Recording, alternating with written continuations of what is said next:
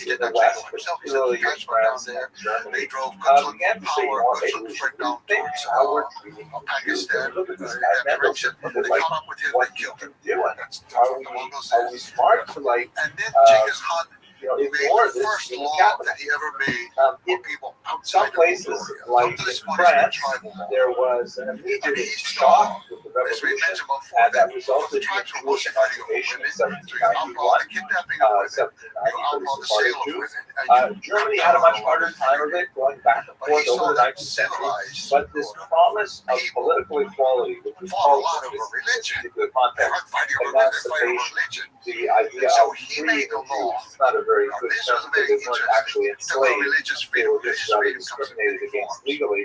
But the idea of allowing them access to general culture slowly gained much currency as a result of activity of people like Moses Mendelssohn. And the people who gathered around him were called Maskilian, that is, the adherents of the Haskalah, the Enlightenment, who wanted to demonstrate to larger population that in fact they deserve to be included in general European culture and thought and society. And they made tremendous progress in this regard. Now, Mendelssohn himself was personally observant, and he did not seriously entertain the idea of transgressing Jewish law in his pursuit of emancipation. He was still Sabbath observant and kept the kosher laws and so on. However, many of his intellectual descendants did not necessarily agree. They said, you know what, maybe we should jettison some of these ancient Near Eastern practices of ours, and that way we will be accepted as Jews. If we, for example, move the Sabbath to Sunday, which of course is unheard of in traditional Jewish thought, but it was actually quoted a few times in the 19th century, not by traditional Jews, but by the Maskilians. Let's move it to Sunday, and that way, non-Jews will be able to understand this more. We'll be able to be more simpatico, and that way we can achieve our place that we desire in general society. And so there was a tremendous amount of negotiation, particularly in Germany, where a lot of the Maskilians began to view the way forward as one in which Jews had to keep German society at least halfway. Jews had to give up their distinctive Jewishness. However, one understood that in order to be worthy of the gift of emancipation. This was not the case in Eastern Europe. In Eastern Europe, if Jews abandoned their traditional religiosity, they did not do it because they wanted to be, regular bourgeois Russians. They did it because they wanted to be revolutionaries, socialists, communists. So they wanted to move to Israel, Zionists. We'll talk about those, God willing, maybe a little bit next week, the week after, the Passover. But in Eastern Europe, in Western Europe, there was much more of an accommodationist and even assimilation in interpretation. So the question was, what price should the Jews pay? How much should they invest to achieve this promise of emancipation?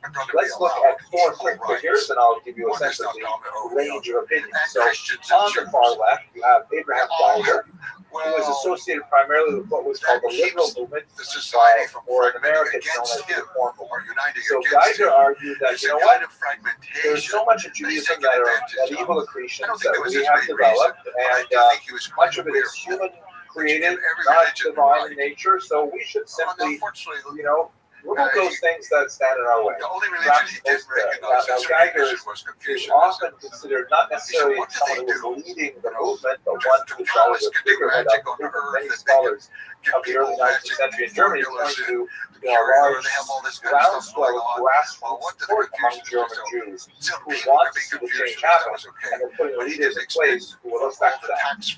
But this is where one sees a lot of the dramatic changes to the Sabbath, to kashrut laws, and so on.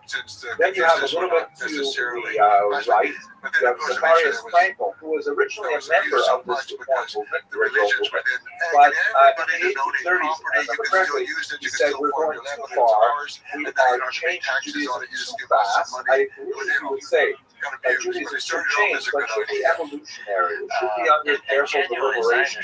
And the way to move, for example, the language and liturgy, that was bridged too far. And so he said, we're going to create a new movement, which is called historical positivism. And it's now known in America as the conservative movement.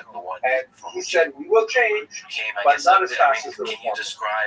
And then you have, over in Pressburg, in Bratislava, Moshe Schreiber, who took an absolute opposite approach. He said, these approaches are disastrous. They're going to result in wholesale abandonment of Judaism and the destruction of Jewish people as a whole. Rather, what we have to do is we have to look at modernity and we have to say it is completely forbidden. In fact, he's coined the phrase, which is actually a rabbinic pun, Asur Kadash Min Torah. Kadash Asur Min Torah. Literally, that which is new He's lectures intrinsically from these forbidden by people the Torah. and public If you know Hebrew, debates. you'll understand. Robert and I take We'll it comment a little bit why that's antagonistic an debates, but amusing discussions statement to among make. groups But of he people meant it. who He meant that hated each other, whatever would this never new world discuss is, you anything, guys are and all so somebody that's crazy powerful for grabs it. You someone want the here, emancipation and and he everything. has to say, It okay, well, is a explain disaster your for religion, us. And we have to explain draw yours. the And line, even and we have to say sometimes we will you not can't just change explain anything. it in terms So of your this own eventually scripture. becomes what we call today the What do you say to the Haredi people who approach, believe in him? which is So he much was more resistant exploring, to but no, any he never change changed in at all. He was traditional an Jewish practice. animist, we would And then say. finally, That's not the only a term little we bit to know the left of to the use. Trump Soper is Rabbi Early in Rothschild, life, he worshipped that a mountain German where rabbi he based took in Frankfurt, refuge who several said, times. you know what? Khan Haldun. What we have to do is we have to take a measured approach. We cannot win by rejecting modernity entirely, but we certainly should not throw out the baby with the bathwater. We should not be abandoning our core practices and principles in order to merit this, fleeting emancipation that we think is so wonderful. And so he advocated a more cautious approach in which those things which are truly mandated by traditional law are absolutely sacrosanct and are observed to the letter, but those practices which are really kind of things that are customary, that have developed over time, but are not necessarily laid down in any specific religious instruction. Like, for example, varieties in fashion or dress. There are certain requirements that fashion be, Maimonides writes, for example, you have to wear clothes that are clean and good repair, good in your station, and so on. But beyond that, whether they're blue or whether they're green, that's not really a big deal in Judaism. So why not? Those things will be available to individual choice. So Samson Russell Hirsch created something which is generally known today as modern orthodoxy, which is orthodox, but at the same time modern, trying to please God. Now, with all of this going on, primarily happening in Western Europe, and pushing in on the Hasidic Misnagdic dispute in Eastern Europe, around 1815, Hasidic and Misnagdic leaders came to their senses and said, wait a second, we have been arguing about what kind of slaughtering knife is appropriate to kill a cow in the law. But over in Germany, they're saying, why keep pushing? We've been arguing about what kind of headgear is appropriate for you. And over there, they're saying, no, don't wear headgear at all. So they kind of came to their senses and they declared an unofficial truce. This is not like pushing down. And all people were trying to social movement. That, you know what? We're going to view each other with a certain amount of distaste for the next couple hundred years, but in reality, we face a much greater, more existential threat from the Haskalah. So we have to realize that 95% of everything we do in common. We share those values and practices. The 5% that we argue about, we'll continue to argue about, but we have to hold the line on the traditional practices because the Maskilim are really present to Christians, as a whole. So with that, let's just take a moment to reflect on Jewish survival. And I think when we look at the Hasidic movement in particular, and we look at the tremendous blowback that it got from the Misnagdic as well, we see that there are deep reserve of Jewish spiritual yearning that come to the fore when a new struggle for that spiritual desire is found. And there are those who will disagree profoundly, but they will do so out of a similar conception of attachment to their way of approaching God. And this is fundamentally a phenomenal survival skill. As long as the Jews are able to find ways in which to coexist with those who have the same approaches, nevertheless, there's great promise for survival. I hope this lecture was meaningful to you. I hope you all stay very well and avoid this coronavirus that is rampaging throughout the world right now. God willing, we'll meet again next week and talk about the New World, and then we're going to take a break for the wonderful Passover holiday. Thank you very much for listening. To administer a lot of things inside the country, the economy in particular, and then in some of the ancillary Turkic kingdoms around the Mongols, such as the Ongur, the Harlik, and different Mongol, and the Uyghur, even were administered by his daughters primarily, and then his wives were in charge of administering the land of Mongolia itself and handling the economy. So he was using the women. I hope you're all in a very well. I practical hope way. that you're coping with the current situation well. It's quite a month of March, I know, for all of us. But nevertheless, as the series is titled, I Survived Jewish History, God willing, we should all survive this current crisis as well and go into a holiday of Geula next week, God willing. So tonight's lecture, it's possible it might be a little bit shorter. This is not, it doesn't happen to be an area that I have tremendous expertise in, unlike all the other areas where I also don't have expertise, but I talk anyways. But it just happens that I spend a lot of time dealing with college issues and also helping my wife turning over the kids when she likes to do it early. So I have a little less time to prepare, but I hope we'll be able to go through the period very quickly at any rate and get some sense of the this particular and unique moment in Jewish history. So the period that I'd like to cover right now is really the transitional period, the period of migration, when Jews, essentially the center, the cultural center of Jewry, moved from Europe to America. This is something that took several centuries and was accelerated by the unfortunate massacres, was accelerated by the incredible devastation of the Holocaust. But it is a movement that was definitely taking place prior to the Holocaust by at least 6 decades. So that's the period that I'd like to look at today, essentially the development of the New World, particularly the United States of America.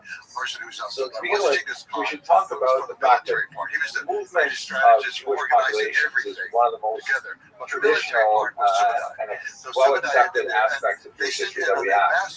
Jews are a diasporic people.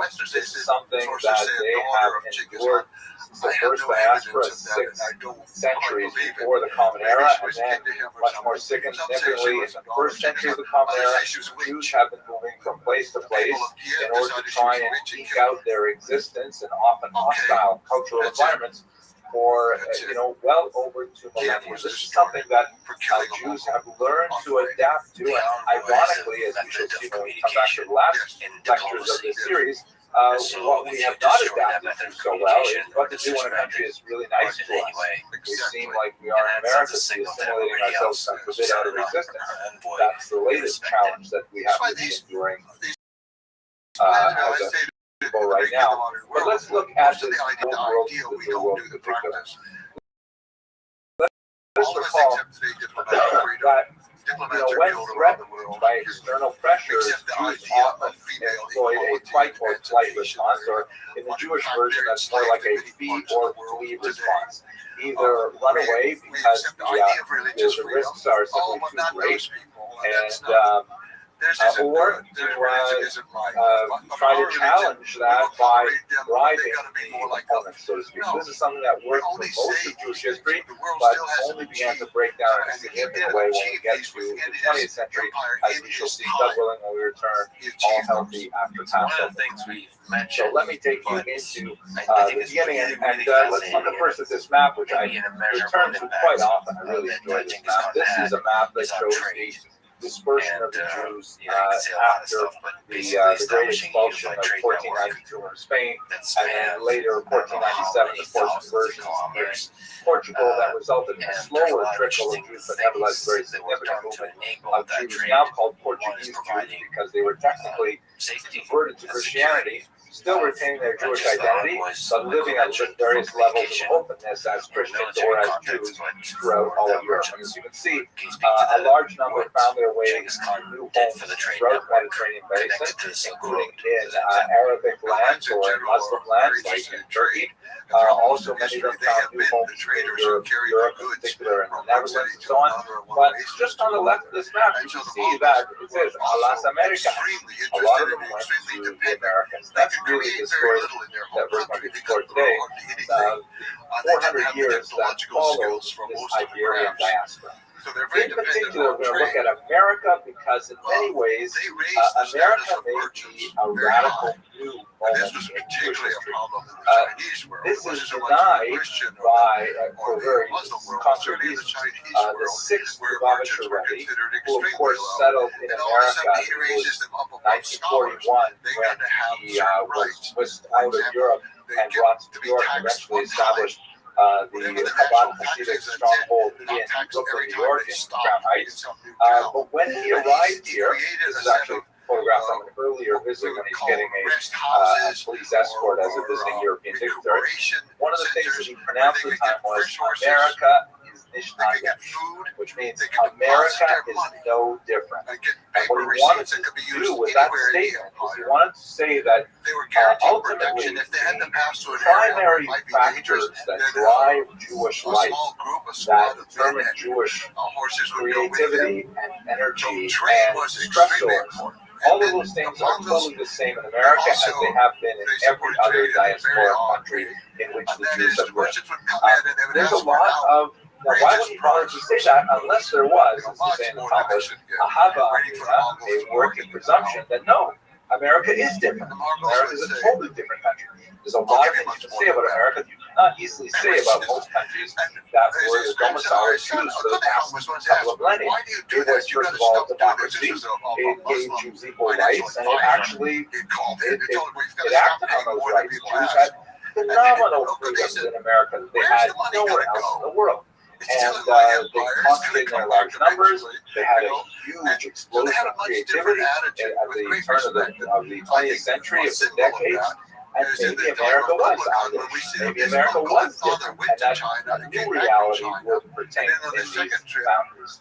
So we'll be able to explore that again, certainly not today, but certainly as we go into the last seminar, the last 3 lectures of the series, where we'll think about, is America different or not? The Lubavitcher Rebbe, this is the 6th Lubavitcher Rebbe, of course, his son-in-law would be the extremely famous 7th Lubavitcher Rebbe, Menachem Mendel Schneerson, but the 6th Rebbe, the Frierdiker Rebbe, as he is called, he wanted to say that America will form Jewish standards, just as Jews have found a way to make every country conform to their standards. That's kind of a weird way of saying it. I hope to make it a little clearer either today, but possibly when we come back after Passover. But here's one example of why America looked kind of different. Picture here, and I can see this. This is a bulletin board, not bulletin board, a billboard, or maybe this is on the side of a bus. I can't recall where I saw this, but it's from the Second World War. And you can see it's from LaGuardia, from New York, and it's a war poster that says, side by side, Protestant, Catholic, Jews. These 3 Americans who are here made equivalent to one another. It's an amazing thing of something like this appearing at the same time. Even in a relatively benign country like England or France, wow, to say that Protestant, Catholic, and Jews will fight side by side, and Jews who are numerically definitely the most tiny of those people, and furthermore have a long history of being hated by Christian groups as well. How is it possible that they all included together? Not to mention the conflict between Protestants and Catholics. But the idea was that America was creating a new environment in which, Jews were equal to Protestants and Catholics. They're not equal to Muslims at this point. Muslims should not be considered the same mix. But nevertheless, this coexist kind of attitude that's promised to effervescence of Jewish culture and a liberal environment that looked kind of like, wow, some of the things that were happening in the golden ages of Spain, maybe that's what was happening in America in the 20th century. So long to say that, maybe America was different.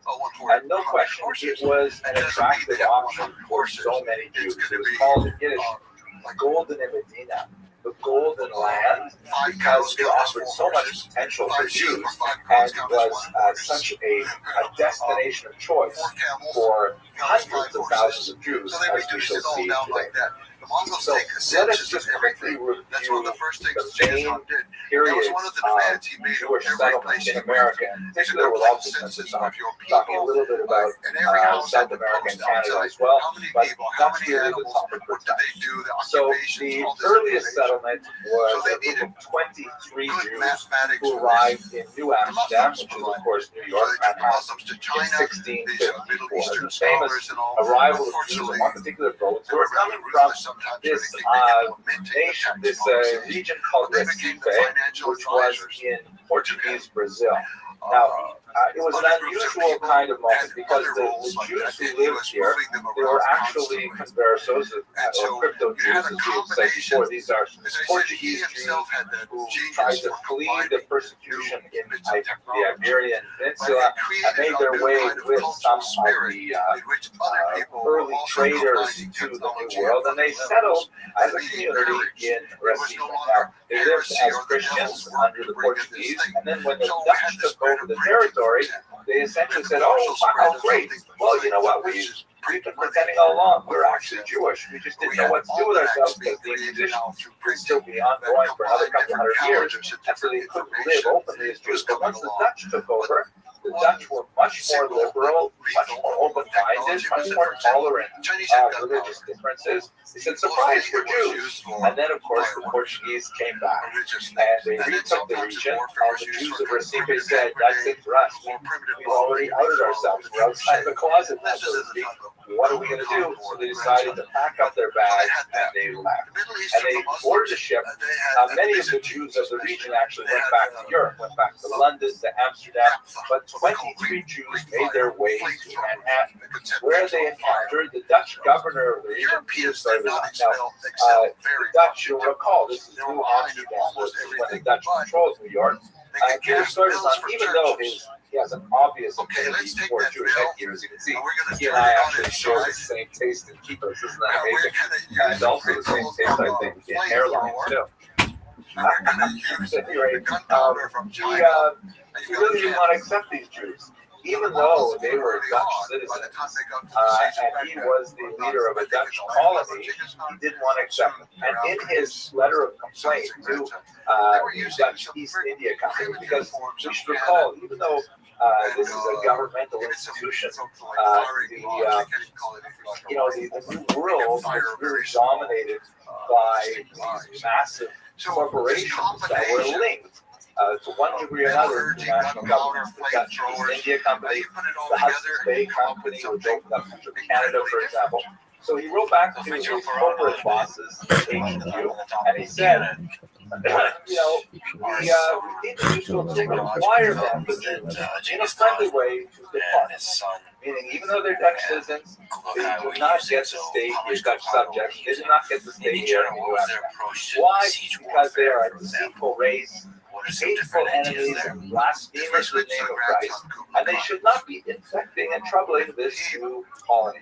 The Stuyvesant wanted to send these 23 Jews away. These 23 Jews, of course, mobilized whatever resources they could, and they communicated with their co-religionists in Amsterdam, who made an appeal on their behalf. And while Stuyvesant was waiting for the response, they basically sheltered in place until finally the response came. And here's what the bosses said. I won't read the whole thing, but it is kind of beautiful language. Honorable, prudent, pious, dear, faithful Stuyvesant. Thank you for your note, etc., etc. And he says, we're not going to let you kick out the Jews. Why? Because of the considerable loss sustained by this nation. Others, when they were kicked out of Brazil, because they were doing a lot of things for the Dutch when the Portuguese came back, and also because of the large amount of capital they still have invested in the shares of this company. Meaning, Stuyvesant, you may not like Jews, maybe an anti-Semite yourself, but you know what? They're stockholders. We have to please our stockholders. And so the Dutch East India Company, West India Company, said, you know what?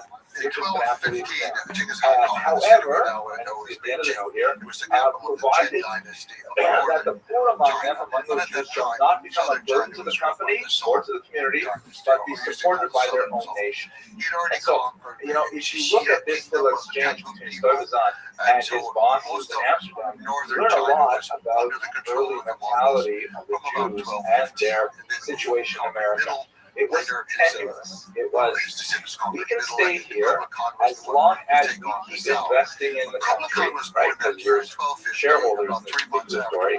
And also as long as we do not become a drain on the community. So the Jews had kind of like, they're working with a double standard in their mind that, you know what, we cannot become public charges. We have to take care of our own, which actually plays to Jewish strength, because for thousands of years, Jews had always been kind of like foreigners in the lands that they inhabited, often for generations and centuries. And they knew that if they were to be tolerated in a given situation, they had to make sure they took care of their own hospitals, their own aid societies, widows, orphans. Everyone has to be taken care of. Education, these things all have to be happening at the same time. And that's really ingrained not only in the overarching mindset of the Jews in the diaspora, but also specifically in America as well, based on their very close brush with expulsion from these lands. Now, what were they doing at the time? I got the wrong way here. Sorry. Jews established themselves primarily in trade. This is something that they had been doing, of course, for a long time in many different countries. And it was something that Jews were well suited for because they were literate, they were numerate, they had extensive connections with co-religionists in other countries, and it was something that Jews had taken to with a considerable amount of cultural weight, heritage, and tradition. So basically, every single thing that was traded between the old and new world was traded by Jews. One thing that was that has been a scuttlebutt of some anti-Semitic argument is Jews and the slave trade. Now, it would be a distortion of history to say that Jews somehow put up their hand and said, "No, we're not going to trade in slaves because it's immoral or it's wrong." That simply did not happen. There were definitely Jewish slave traders, even in the transatlantic slave trade, which is depicted here, slaves being one of the most important exports of Africa to the world in this triangular trade, in which things went from Africa, primarily slaves, to the New World, and then raw goods were shipped from the New World to Europe, and then manufactured goods were shipped down to Africa, where they were traded for slaves. There were definitely Jewish slave traders. However, the anti-Semitic argument falls apart when you place the proportion of Jews within the larger context of who was dealing in slaves. And Jews were nowhere near close to the proportions that you might expect for such an important element of the trade. It's hard to know exactly why these numbers are not as proportionate as you would expect, but nevertheless, there's certainly nothing to see here in terms of Jews as being especially egregious in this noxious trade. Jews were not non-participants, but they were certainly completely unexceptional participants in the trade. And the Jews were, of course, much more distinguished by selling things like molasses, or in Canada in particular, where there's a large settlement in Montreal, Jews were huge fur traders. You know, they would deal with the courtier de bois, who would be going out and stocking belts, and they would be selling them to England. This is much more common in terms of overall Jewish trade. But nevertheless, why is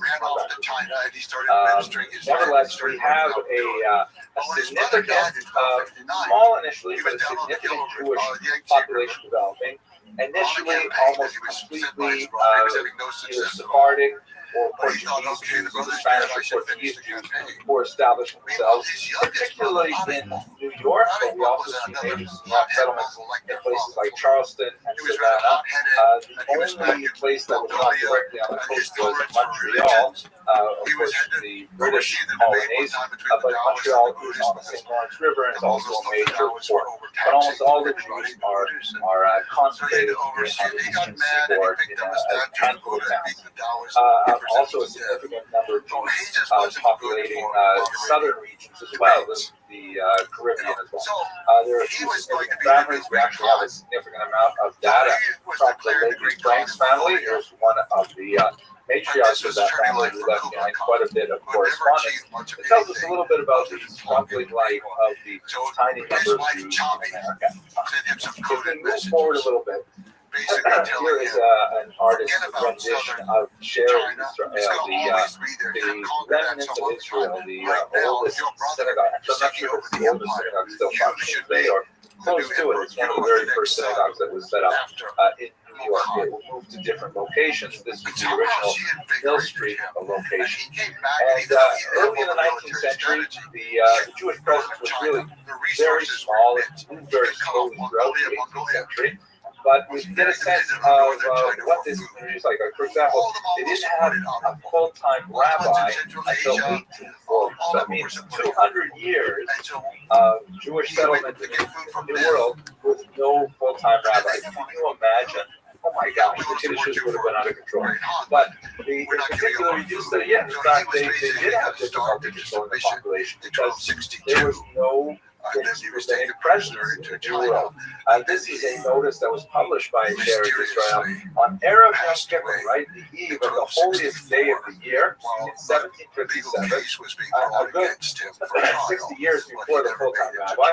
And the letter reads that the Parnasim, meaning the heads of the community, received that several Jews are daily violating the principles of our holy religion, such as trading on the Sabbath, eating forbidden meats, and other heinous crimes. They're like the way they're heinous crimes. But the fact is that there is no social control over Jews other than just the inertia and the weight of the established community, which was very small and very tenuous. In Europe, you still had the presence of the Beit Din. You still had a massive tradition of rabbinic authority that was vested in the Megillah structure. But in America, a very voluntaristic country, Jews were essentially free to behave any way they wanted. And if they chose to step outside the boundaries of traditional halakha, there's very little that can actually stop them from doing so. This should be familiar to us in the 21st century. This is, in fact, the reality today. But it was a reality in America from its inception. And Jews frequently flouted traditionalist authorities as they essentially what they wanted. But when they wanted to make a simcha, they would come back towards the traditional community, and the community had to tolerate a wide variety of approaches to the authority of halakha. It's interesting to know that what are the kind of punishments, what are the kind of coercive powers that the community could use. So, they write, he will not be deemed a member of our congregation, a person who transgresses these heinous crimes, have none of the honors of the synagogue conferred on him. I love the 18th century spelling, by the way. And here's the really difficult one. And when dead, will not be buried according to the manner of our brethren. This is actually one of the strongest punishments that was used in Europe. The Hebraic could simply refuse to bury a Jew, which is considered a very, very horrible punishment. And that most Jews would also simply, cave and follow the will of the Beit Din if that in fact was the case. So for the first couple hundred years of Jewish life in North America, this is the kind of Wild West atmosphere they have. There are, in terms of the security, there are definitely some heroes that stand out. There are a lot of overachievers, like Chaim Solomon, who was a close associate of George Washington, actually a major financier that supported the War Revolution. And you have some standout biographies of individual Jews in America, in particular, to a degree in Canada, well, working in Canada as well, who also will distinguish themselves as great patriots. But, it's a very thin history because they're very, very few people living here at the time. Have a look at this graph that shows you the growth of the population. And you can see here on the left, 1654, the number is actually 23. I can see the first boatload of refugees from Recife coming in. 100 years later, and basically cracked maybe 1,000, and it grows very slowly until you get to the middle of the 19th century, and that's when you get a much larger number of German Jews who make their way to the country. Even the promise of emancipation that had been afforded to the Jews already from the revolutionary period, it only really begins to pick up steam as the debates over emancipation are raging in Germany. We spoke about it briefly at the end of last week's lecture. And so they decide that, why am I trying to make it here in Germany? There's so much more opportunity in the New World, and many of those German Jews made it to America, where they ultimately did become tremendous successes, as we shall see, God willing, after Passover. By the time we get to 1880, we're looking at something like 280,000 Jews living in the United States, very significant number, but it would explode in the next major period of Jewish migration, which is sometimes called the Great Migration, and it is that period that brought my own family and about 70% of American Jewish families to these borders. So let's have a look at that right now. I'm sorry for the engineering zooming. I'm not sure why. Here we go. So this is a map that I love to focus on. This map shows you specifically the emigration from the Pale of Settlement. You'll probably spoke about that last week as well. Anyway, this is the region of the Russian Empire in which Jews were allowed to live. As we discussed last week, originally this was actually a fairly liberal thing for Jews. They had an extensive number of rights in the Pale of Settlement under Catherine II, which was not, these rights were not afforded to them under other environments, and certainly not in Russia, where Jews were not allowed to live at all. However, over the course of the 19th century, it became a very, very difficult place to live. We spoke about Nicholas I, the victory of the Cantonese, the destruction of the Kiev, and so on. By the time you get to the turn of the 20th century, the region is rocked with a series of rocks.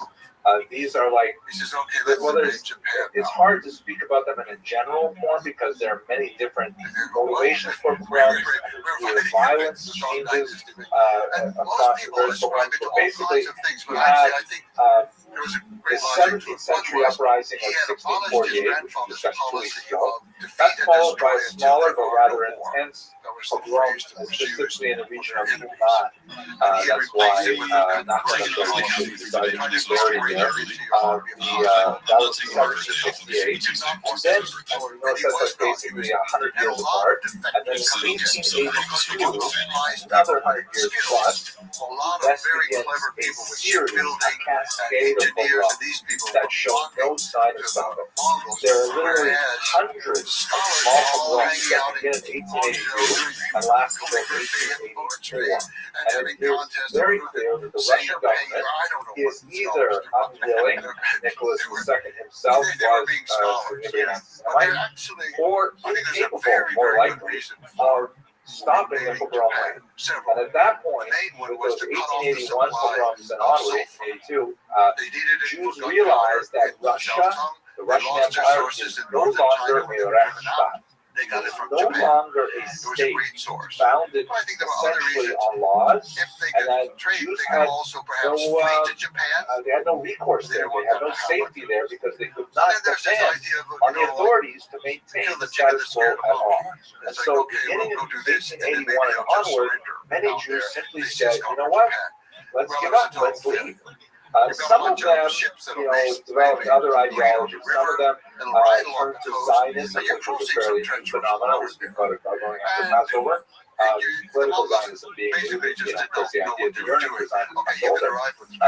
Some of them turned to communism, saying that we're not leaving, but we're going to change the country itself. And some of them said, no, let's just they pack it up. We've been here 1,000 years, long enough. Let's look for more appropriate class.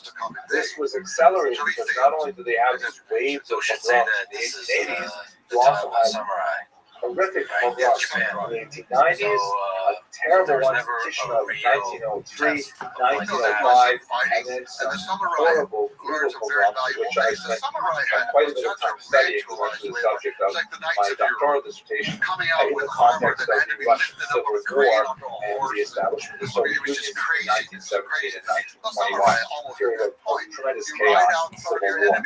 So you have hundreds of thousands of Jews leaving the Pale of Settlement, far greater than any other demographic movement in Jewish history. So look at the map here, and you see what I'm talking about. You've got about 1.7 million Jews coming to the United States of America between this map that indicates 1882 to 1917. It would actually grow by another 200,000 people. Because the American immigration system would not begin to shut down until the 1920s, and that's when it became much more restrictive, and it was much harder for Jews to make this same journey. But, about 2 million Jews making their way to America in the space of 30 or 40 years. Incredible number. 70,000 made their way to Canada, which included my own grandparents. A little bit larger number went to They're South just America. learning the We tend to not basics think of about what it means to have the a Jews name. of South America, but very significant populations in Brazil, for example, Chile, Argentina, huge populations down there. 250,000 made their way to Western Europe. England was a favorite destination in particular. And as you can see, by contrast, about 45,000 in this period decided to choose Israel. These are the early Zionists, the Zion movement, and later the several aliyahs. And about the same number, primarily Lithuanians, made their way down to South Africa, where they established very significant populations in Johannesburg, Cape Town, places like that. Another very small number, 5,000, made their way to Australia. But this is the period of great migration that creates the core of the Jewish population in the Americas. You recall in that demographic that I showed you a while ago, there was something like 280,000 Jews living in America by 1880, and then within 40 years, it was increased by over 2 million. So it's a massive expansion of Jewish population, particularly on the eastern seaboard in the period of the turn of the 20th century. Now, why did they come? There's two main reasons that we should bear in mind. The first is, as I alluded, anti-Semitism. And in fact, and it's real, the pogroms were significant, they're devastating, they're horrific, of course. But let us place this in context. In the first major wave of pogroms, the ones that was kicked off this emigration wave from 1881 to 1884, according to one estimate, only 43 Jews were killed in the space of 3 years of pogrom violence. Now, 43 deaths is a terrible thing to contemplate. But seriously, compared to the much worse bloodshed that would occur in future pogroms, in which you wouldn't be numbering them in double digits, you'd be numbering them in triple and quadruple digits. And when we get to the Holocaust, my gosh, the numbers should be overwhelming. So anti-Semitism is definitely a motivation, but I think it's more like the sharp edge of the stick when there's a much larger mass that's actually prodding Jews to leave. And that is primarily the driver for economic opportunity. The Jews in the Pale of Settlements in particular were significantly disadvantaged by economic policies and anti-Semitic legislation from the Russian government. They lived a very tenuous life, often, were treated very badly, expelled from regions in a very, capricious manner. New legislation that cuts them out of trades that they have been engaged in for centuries, and legislation that disadvantaged them against Christian competitors, all kinds of things that were just pressing on them economically. You also have a very significant population increase in the 19th century among Jews that drove a lot of Jews to massive family sizes without any real means of supporting them. And so when people began to talk about the Golden Medina, the golden land across the sea in America, many Jews decided to take advantage of it. This was contrary to the will of almost all rabbinic authorities, who correctly saw America as a spiritual wasteland with very few rabbis, with very few Jewish institutions, with hardly any Chinese restaurants, especially on the East Coast. And they said, how can you go there? But nevertheless, a lot of Jews went. They tended to be younger, they tend to be single, and they tend to be much more dismissive of Jewish tradition. They tend to be rebels. They looked at America as a brand new adventure for them, and they went with the attitude that America is not their shit. America is different.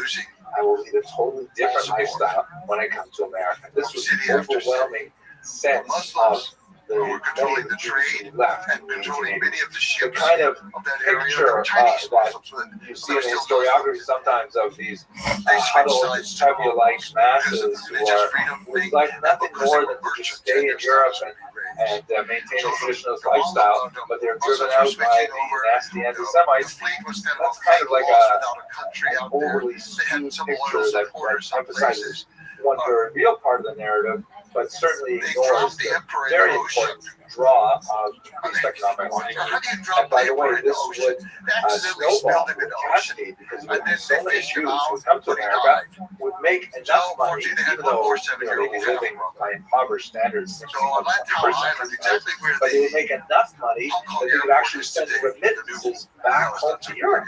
And people, entire settlers, were supported by one rich Jew in America who may have been a hoarder, who may have been a shopkeeper, but he made so much money compared to what was going on in Eastern Europe that he was able to maintain their economic status. So it was really considered an amazing thing. Thinking about my grandmother, Alea Shalom, she tells me how she came to Canada in the 1930s, actually in 1930. And when she was a young girl, in her shtetl in Lithuania, there was a woman named Kaya the Americanka, Kaya the American, because she had gone to America, she had made so much money, and then she came back to Lithuania, and get this, she built herself a brick house. It was like the only brick house in the entire shtetl, and everyone thought Kaya the Americanka was such a wealthy woman, because undoubtedly she was. My grandmother always says this, that she used to hate. One of the things she had to do when she was a young girl is she had to go in and help Kaya the Americanka tie up her corset. She had to put her foot, I guess she was 10 years old, put her foot in the middle of the back.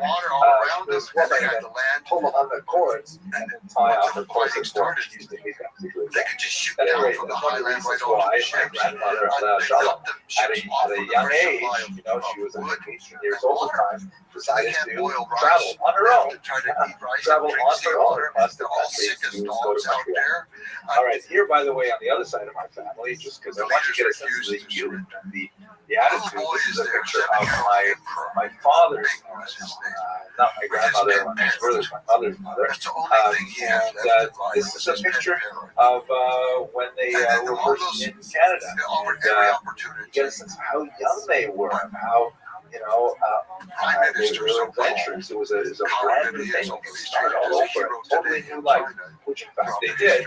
In northern Ontario, where they managed a clothing store for a long time.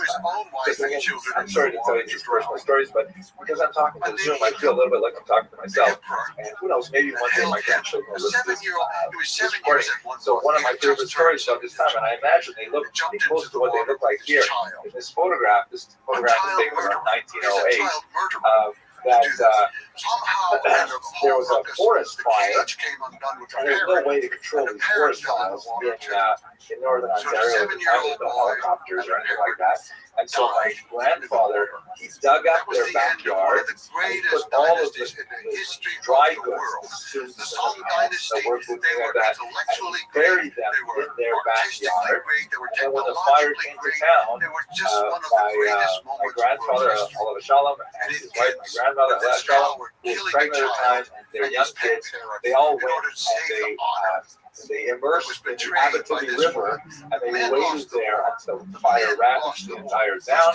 It was just terrible. They came back, their house was destroyed and everything, but they dug up the dry goods, and my grandfather was right back in business again. So think about the adventures of what it must have been like to be a new settler in this whole new country. I never had to do anything like that, Sometimes I lost my pencil in college. That's what I had to live with. Okay. That was really funny, but now, so this takes us really to my concluding remarks here. It's a little bit of a shorter lecture. Sorry, just too much involved. But one thing that we should bear in mind, especially as we think about the opening statement of the sixth Lubavitcher Rebbe, that is America on the next major wave of Jews arriving on these shores are, of course, Holocaust survivors. And Holocaust survivors are not immigrants in the same way that the 1880 wave of migrants were. The Jews of the 1880s, they came thinking America's a great new experiment. America is going to be a new possibility for Jews in general and for me, a Jew specifically. And they were willing to adapt to America. They tried very hard to get rid of Yiddish. to not speak Yiddish to their children, so the kids would grow up with a proper American accent. They tried to adopt American clothing, American values, American sensibilities, and in many ways, they were incredibly successful at that, even to the point of helping create American civic opposition from the especially in Hollywood, very, very importantly involved in the development of American ethos. These are like the immigrants that came from the 1880s and 1920s. After the Holocaust, you had immigrants, you had refugees, you had Jews who were forcibly uprooted from their home. They're not coming to America because they want to reinvent themselves. They're coming to America because everything that was dear to them was destroyed. Their attitude coming to America, like the Rothschild is gigantic. America is gigantic. So I mean, America is no different. We are not going to be shaped by America. America will be shaped by us.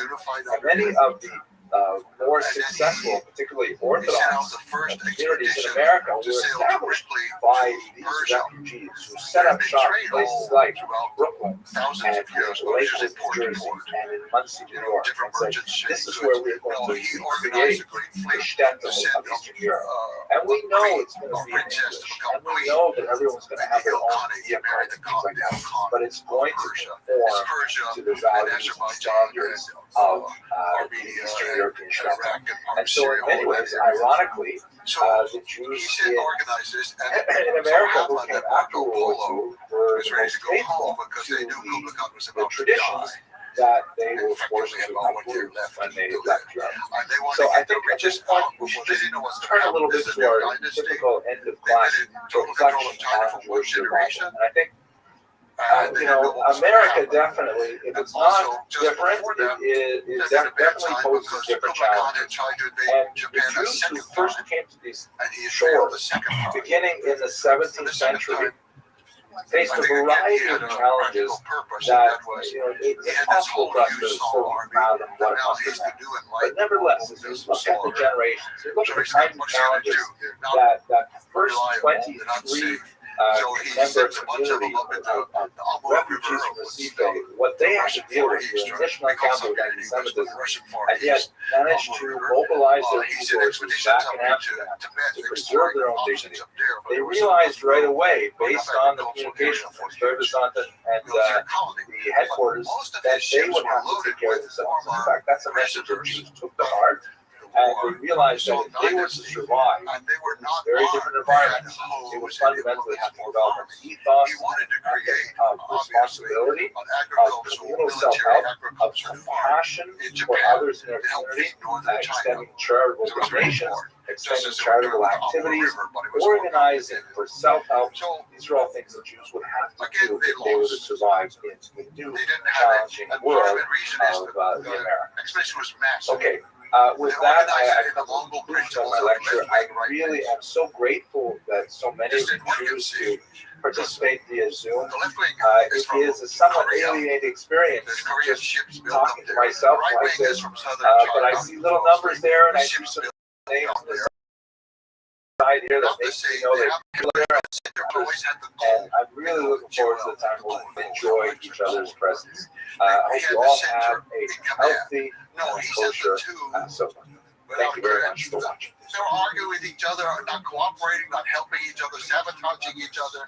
They get there, and once again, they have the same problems, even though they've come with lots of grenades this time.